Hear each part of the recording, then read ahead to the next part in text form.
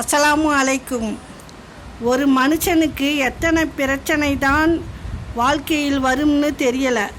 பிரச்சனைன்னு ஆபீஸுக்கு போனால் அங்கே அதை விட பெரிய பிரச்சனை. சரி, அது எல்லாம் முடிச்சிட்டு வந்தால் உடம்புல பிரச்சனை.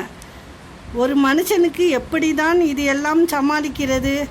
ஓகே, நமக்கு பிடிச்சவங்களாவது நம்ம கஷ்டத்தை புரிஞ்சு ஆறுதலாக பேசுவாங்கன்னு பார்த்தா அவங்களும் நம்மை புரிஞ்சிக்காமல் கஷ்டத்தை கொடுக்குறாங்க.